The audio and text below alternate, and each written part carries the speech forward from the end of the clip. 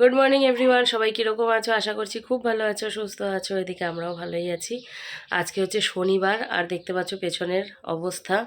তো সম্পূর্ণ ঠিক করব আস্তে আস্তে। আর এইভাবেই আবার তোমাদের সাথে কথা বলবো, তখন পেছনটা দেখাবো, ঠিক আছে? তো আপাতত ব্যাগের অবস্থা ঠিকঠাক করা হয়নি, মানে ট্রলির অবস্থা। আজকে শনিবার তোমাদের বললামই। আর আজকে তো আমাদের যাবার ডেট। ফাইনালি সমস্ত দ্বিধা দ্বন্দ্ব পেরিয়ে আমরা হচ্ছে আজকের রাতের ট্রেনে বেরিয়ে যাচ্ছি। ট্রেন আমাদের 9:45, ওই 9টা নাগাদ আমরা বেরিয়ে যাব এখান থেকে। আমাদের এনজেপি স্টেশন খুব একটা দূরে না। দাদাকে বলেছি একটু টোটো দিয়ে নামিয়ে দিস স্টেশন অবধি। তো যদি ও ফাঁকা থাকে অবশ্যই নামিয়ে দেবে, আর না হলে বিকল্প ব্যবস্থা করতেই হবে। তো মেয়ে রয়েছে ওই ঘরে। আর আজকে শনিবারের রান্নাবান্না 3বার বললাম নিরামিষ। তো মা ওইদিকে শুরু করেই দিয়েছে, তো আমার যতটুকু করার করে দিয়ে আমি চলে আসব ঘরে। প্রচুর কাজ আছে, মানে যাওয়ার আগে বুঝতেই পারছো, সব মনে করে করে নিতে হবে। আর এই যে ওর বাবা রুমাল দিয়ে গেল এখন, মানে ধোয়া রুমাল আছে, সেটা দিয়ে হবে না। এই যে 3টে রুমাল বের করে দিয়ে গেল, ধুয়ে দাও, ধুয়ে ক্লিপ লাগিয়ে দাও, হাওয়ায় শুকিয়ে যাবে। তো ধুয়ে দিই, একটুখানি ভিজিয়ে রাখতে হবে, নতুন তো সেই জন্যে। আর ওর বাবা কি নেবে না নেবে সেগুলো সমস্ত দেখে রেখে গেছে, এগুলোকে ব্যাগে ভরতে হবে। আর আমাদেরগুলো তো রয়েইছে। হ্যাঁ, মানে ব্যাগের হচ্ছে 4 ভাগের 3 ভাগ আমার আর মেয়ের লাগে, 1 ভাগ ওর বাবার লাগে, তাহলেই হয়ে যায়। এরকম অবস্থা। এই ওয়ার্ড্রোবেরও তাই, মানে 3 ভাগ আমাদের, 1 ভাগ ওর বাবার, তাতেই ওর হয়ে যায়। যাই হোক, চলো কাজবাজ শুরু করি। আর তোমরা ভ্লগটা দেখতে থাকো। সেই রাতে গিয়ে ট্রেনে উঠবো, তখন না হয় ভ্লগটা শেষ করব। তবে এডিট কতটা কি সময় মতো তোমাদের কাছে দিতে পারবো পৌঁছে আমি জানি না। তো চলো আসছি আবার। আজকে যেহেতু শনিবার, তো সেই জন্য শনিবারের রান্নাবান্না নিরামিষই আমাদের, তোমরা জানো। আর এখন কিন্তু আমি ভয়েসটা দিচ্ছি হচ্ছে ট্রেনে বসে বসে, তো তোমরা আশেপাশের আওয়াজও শুনতে পারবে। আমাদের ট্রেন প্রচুর লেট রয়েছে, তো ভাবলাম হোটেলের অপেক্ষা না করে আর তোমাদের সাথে ট্রেনেই আমি ভয়েসটা সেরে ফেলি। এদিকে দেবলিনার বাবা আমার দিকে তাকিয়ে হাসছে। যাই হোক, কাজের কোনো জায়গা হয় না, করতে চাইলেই কাজ করাই যায়, তাই না? তো দেখতে পাচ্ছ সবজিগুলো কেটে আমি চলে আসলাম খাবার খেতে। এখানে হচ্ছে ওই ভাত, আর তার সাথে ওই পকোড়া। এইরকম খেতে কে কে ভালোবাসো আমাকে জানিও। সাথে ঘি ছিল কিন্তু, হ্যাঁ, ঘিটা দেখা যাচ্ছে না। তারপর এই যে ওষুধ খেয়ে নিচ্ছি। ওষুধ তো এখন আমার জীবনের সঙ্গী হয়ে গেছে, ওষুধ না খেলে চলবে না। তোমাদের বলেছিলাম যে দেখাবো, যে এই যে বিছানাটা ঠিক করে নিলাম, দেখো পুরোটা। বেডশিটটা চেঞ্জ করলাম না, এসে চেঞ্জ করতেই হবে। আর যখন যাব এই বেডশিটটা দিয়েই ওই বিছানাপত্রগুলো ঢেকে রেখে যাব, আমি ঢেকে রেখেই যাই। চেনটা খুলে রেখেছি, গলাটা ফাঁকা ফাঁকা লাগছে। নাকেরটাও খুলে রেখেছি, ঠান্ডা লেগেছিল তখন। নাকেরটা পরবো, একটা চেন পরে নেব পাতলা টাতলা দেখে কিছু একটা। আর হচ্ছে কথা, বালিশগুলো যে কটা পারবো, ওয়ার্ড্রোবে জায়গা আছে, ওয়ার্ড্রোবে ঢুকিয়ে দেবো, কিন্তু কম্বলটা তো ঢোকাতে পারছি না। সেই জন্য এই যে চাদরটা উঠিয়ে মুড়িয়ে রেখে দেবো। আর বাকি এই দেখো ট্রলি, এই যে খোলা পড়ে রয়েছে, এই যে এই ট্রলিটাকে এখন আমি এই বিছানার উপর রেখে সমস্ত কিছু অ্যারেঞ্জ করব, মানে এক পাশ করে করব, যাতে মানে সুবিধা হয় আর কি। আমার জানা থাকবে যে কোথায় কাঠটা আছে। মানে কি বলবো, আমাকেই তো হাতে তুলে তুলে দিতে হবে, সেই জন্য আমি আমার কি বলবো সুবিধে মতো প্যাকিংটা এখন করে নেব, বুঝলে? আর এদিকে মেয়ে টুকিটাকি জিনিসপত্র, যেগুলো সাজগোজের জিনিস, মেকআপের জিনিস, সেগুলো সব এই যে ব্যাগ করছে। এটা হচ্ছে আমার ব্যাগ, আর ওটা ওর সাইড ব্যাগ, ওটাও প্রত্যেকবার নিয়েই যায়। এটা হচ্ছে মেকআপ। আর কিছু টুকিটাকি বিস্কিট এই সমস্ত নিতে হবে, কারণ হচ্ছে আমাদের কালকে ট্রেন থেকে নামতে নামতে দুপুর 2টো, তো বিস্কিট বা এই সমস্ত কিছু খেয়ে থাকতে হবে। তো সেই জন্যে বিস্কিট, মেয়ে তো অন্য কিছু খায় না, পেলেও খাবে না। তো ওর বিস্কিট, তারপর বাউলি, এগুলো সব ওর ব্যাগেই ক্যারি করবে। তারপর এখন অনেক কিছু আছে, ওষুধ আছে, চার্জার আছে। তো চলো এক এক করে প্যাক করতে থাকি। ঘড়িতে পাচ্ছি 1:51, বাইরের সমস্ত কাজবাজ শেষ হয়ে গেছে। মা রান্না করছে, রান্নাও মনে হয় অর্ধেক শেষই হয়ে গেল। তো এই হচ্ছে কথা। তো এই যে আমাদের এই যে খাবারের দোকান থেকে সমস্ত খাবার দাবার কি নেবে, এই যে কৌটা কৌটি সমস্ত কিছু এই যে আছে খাবার দাবার। ও ওই যে ইয়েটা নিতে হবে, এই যে ডাইজেস্টিভ বিস্কিট, আমি ডাইজেস্টিভ। এই যে ট্রলিটা গুছিয়ে নিয়েছি, আটকানো হয়নি। এসে ওর বাবা কিছু দেখবে, দেখে নিয়ে তারপরে আটকাবে। এটা প্রত্যেকবারই করে ওর বাবা, একটুখানি দেখে নেয়। আর এই দেখো আমি স্নান করে ভাত নিয়ে চলে আসলাম। আজকে বেশি কিছু রান্না হয়নি, পনিরের তরকারি, ডাল, এই সজনা দিয়ে ডাল হয়েছে, তো আমি ডাল নেইনি। আর হয়েছে একটা নিরামিষ সবজি। তো এই হচ্ছে দুপুরের খাওয়া দাওয়া। চলো খেয়ে নিই, তারপর আসবো তোমাদের সামনে আবারও কথা বলতে। ওষুধটা খেয়ে কিছুক্ষণ শুয়েছিলাম। এখন বাচ্চা হচ্ছে 6:53, মানে 7টা বাজতে চললো। গুড ইভিনিং তোমাদের জানাই।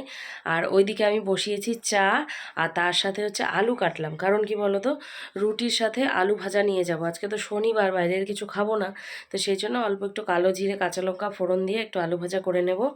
মেয়ের আছে পনিরের তরকারি, মেয়ে সেটা নিয়ে নেবে। আর ওর বাবাও পনিরের তরকারি খায় না, আর আমি খাই না, মানে অগত্যা। তো ওর বাবা আর আমি আলু ভাজা দিয়ে রুটি খেয়ে নেব, রুটিগুলো ধুয়ে নেব। মেয়ে তো ধোয়া রুটি ছাড়া খায় না, তোমরা দেখোই বাড়িতে করলেও। তো সেই জন্যে আলু ভাজাটা বসিয়ে আটা মাখবো, তার আগে চাটা খেয়ে নেব। দেখতে দেখতে 7টা বেজে গেল।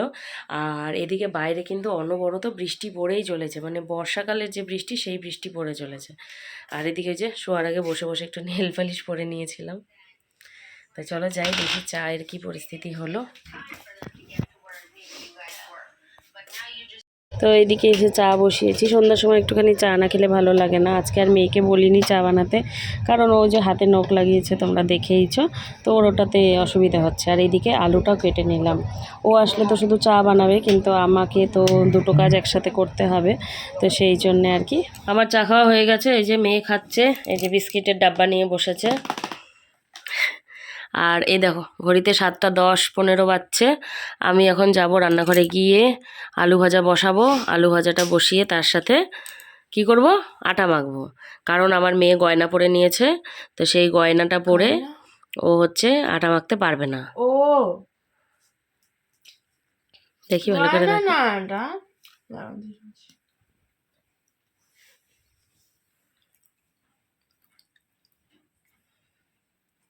গয়না গয়না তোর থেকে আমার ন্যাচারালি ভালো। আমার ন্যাচারালিও আমার তোমার থেকে বেশি বড় হয় না। এখন কেটে দিয়েছি বলে। ডানাতেও পড়েছিস। অন্ধকার অন্ধকার লাগছে, দেখি এবার দেখা, দেখি এই যে গ্লিটার একটু শাইন করে না পিঙ্কটা। তোরটা তো খুলে পড়ে যাবে, আমারটা তো খুলে পড়বেও না। তোমারটা ভেঙে যাবে। না গো, যাই, দেরি হয়ে যাবে। ওই যে বাইরে বৃষ্টি পড়েই যাচ্ছে। 9:30-তে 9 o'clock বেরোতে হবে। বাবু চলে আসবে, বৃষ্টির মধ্যে কি করে যে আসবে। যেহেতু শনিবার, তো বাইরে কিছু খাবার খাবো না, তো সেই জন্য একটুখানি কালো জিরে ফোড়ন দিয়ে আলু ভাজাটা বসালাম। আর ওর বাবা কিন্তু আলু দিয়ে পেঁয়াজ দিয়ে খেতে ভালোবাসে, কিন্তু আজকে করার কিছু নেই। আর যেহেতু ব্যাগের মধ্যে নিয়ে যাব, তো সেই জন্যে জামা কাপড়ের ব্যাগে না, ওই সাইড ব্যাগে পেঁয়াজ টেয়াজ আর নিলাম না। আর ওই বাটিতে করে নিয়ে যাব, সেই জন্য বাটিটাও আমি কিন্তু সিঙ্কে রেখেছি, বাটিটা ধুয়ে নেব। এইদিকে নিয়ে নিলাম আটা মেখে নেব। ওই দুটো দুটো করে রুটি হলেই হয়ে যাবে আমাদের 3 জনের, ওই 6টা রুটি মতো নিলেই হয়ে যাবে। তো যাই হোক, চলো এবারে আটাটা মেখে নিয়ে রুটি করে নিই। এই যে আটার রুটি করে নিয়েছি দুটো দুটো করে, আর ওই একই বাটিতেই নিয়ে নিয়েছি কিন্তু। আর এইখানে আমি কিন্তু একটুখানি পোটলা করে মুড়ি নিয়েছি, দেখতে পাচ্ছ, কারণ আমি যেখানেই যাই একটু মুড়ি নিয়ে যাই। ভালো লাগে আমার ওই বসে থাকলে একটুখানি মুড়ি চিবাতে, বেশ বাড়ি বাড়ি ফিল হয়। আর অনেক সময় দেখবে খাবারগুলো পেটে সহ্যও হয় না, তখন একটু মুড়ি খেলে ভালো লাগে। আর এইদিকে মেয়ে সমস্ত ব্যাগে যা যা প্রয়োজনীয় জিনিস সমস্ত কিছু গুছিয়ে নিয়েছে। আর তার সাথে রয়েছে ওষুধের পোটলা, সেটা তো ছাড়াই যাবে না। তো এখন একটু গরম আছে, সেই জন্য এই যে আলগা করে রাখলাম আর কি। তৈরি হয়ে নিলাম, ঘড়িতে বাজছে 8:30। এবারে বেরিয়ে যাব। ওই দিক থেকে দাদাকে ফোন করেছিলাম একটুখানি টোটোটা নিয়ে আসার জন্যে। এদিকে বৃষ্টি মনে হয় এখনও পড়েই যাচ্ছে। ওইদিকে মেয়েও তৈরি হয়ে গেছে, বাইরে প্রচুর ঠান্ডা পড়েছে, সেই জন্য এই চাদরটা নিয়ে নিচ্ছি। যদি দরকার পড়ে নিয়ে নেব, না হলে দাদার কাছে দিয়ে দেবো, দাদা এসে বাড়িতে রেখে দেবে, বুঝলে। তো চলো বেরিয়ে যাই এখন। কি এই যে চাদরটা, এই যে আমাদের ট্রলি, এই যে এর বাবা সব চার্জার নিচ্ছে। আর এই যে মেয়েকে একটা সোয়েটার দিয়েছি, সোয়েটার পরতে বলেছি, বাইরে প্রচুর ঠান্ডা পড়ে গেছে। চলো। ও আর এই যে আমার বিছানা, এই যে টোপলা করে রেখে গেলাম, না হলে না আমার কেমন যেন লাগে, ভাল লাগে না, ধুলো টুলো পড়ে। তো এটা দিয়ে একটা কভার থাকবে আর কি। এমনিতে তো সব চেঞ্জ করবো, এই বালিশের কভার টভার শুদ্ধ চেঞ্জ করবো, কিন্তু তারপরেও বিকাল সন্ধ্যা থেকে কিন্তু কন্টিনিউ বৃষ্টি পড়েই যাচ্ছিল, আর বৃষ্টি পড়ার কারণে কিন্তু বাইরে রয়েছে প্রচুর ঠান্ডা, জানো তো। এই চাদর বা মেয়ের সোয়েটার এই সমস্ত আনার কথাই ছিল না, কিন্তু অবশেষে আমাদের আনতে হয়। আর এসেছিলাম তো দাদার সাথে টোটো করে, তোমাদেরকে বলেইছিলাম যে দাদাকে বলেছিলাম। আর দেখো চারিপাশে বৃষ্টিতে কী অবস্থা। এদিকে এনজেপি স্টেশন তো সম্পূর্ণ ভাঙাভাঙি চলছে, নতুন করে বানানো চলছে, সেই জন্য চারিদিকের একটুখানি খারাপই অবস্থা বলতে পারো। আর এদিকে এসকেলেটার ছিল বন্ধ, তো এতগুলো সিঁড়ি কিন্তু আমরা ওই হেঁটে হেঁটে উঠেছি, আর ওর বাবা কিন্তু লাগেজ সমেত হেঁটে হেঁটে উঠেছে। ভাবো একবার কি অবস্থা, প্রত্যেকটা মানুষ কিন্তু এইভাবেই উঠছে। পৌঁছে গেছি এনজেপি, ঘড়িতে বাজছে 9:05। আমাদের ট্রেন ছাড়বে 9:30। এখনও মনে হয় আসেনি, ওর বাবা যাচ্ছে সামনে। আজকে প্রচুর ঠান্ডা, হ্যাঁ মনে হচ্ছে যেন নতুন করে আবার শীতের দিন পড়ে গেল। ঘড়িতে এখন বাজছে 9:30, আর এই দেখো আমাদের ট্রেন কিন্তু চলে এসেছে। ট্রেনটা বাইরে থেকে ভেতর থেকে কোনোটাই আমার পছন্দ হয়নি। উঠে পড়েছি ট্রেনে, ঘড়িতে বাজছে 9:41, আর আমাদের ট্রেন ছাড়ার কথা 9:45-এ। আমাদের হচ্ছে সিট পড়েছে এইখানটায় একটা মিডিল, একটা মেয়ের হচ্ছে আপার, আর ওই পাশটায় একটা পড়েছে আপার। না তোমাদের দেখাচ্ছি, এই একটা মিডিল, আর হচ্ছে ওইখানটায় মেয়ে উঠেছে। বাবু একটু দে, ফুজিতে কোথায় গেলি? ও মেয়ে শুয়ে পড়েছে, দেখা যাচ্ছে না, মেয়ে শুয়ে রয়েছে। আর আমাদের সাথে যারা এসছে ওর বাবা সেখানে গেল, ওই খাবার দেবে বললো, খাবার এনেছে আমাদের জন্যে। তো আসুক ওর বাবা। আর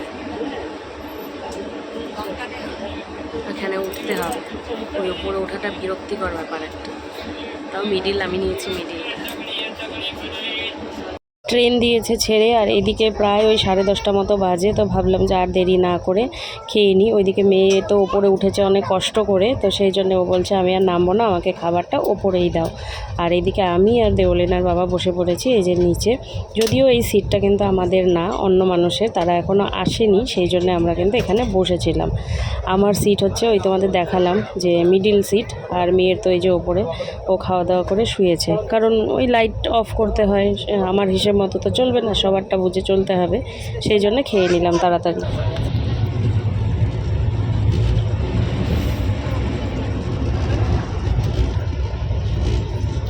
শুয়ে পড়লাম, ঘড়িতে বাজছে 11:39।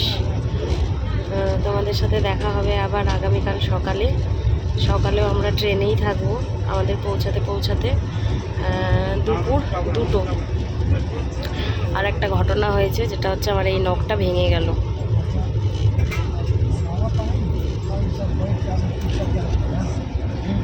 চলো এই ব্লগটাকে তাহলে এখানেই শেষ করছি। সবাই খুব ভালো থেকো, সুস্থ থেকো, দেখা হচ্ছে আগামীকাল নতুন একটি ব্লগের সাথে। আজকের জন্য টাটা, গুড নাইট। চলো।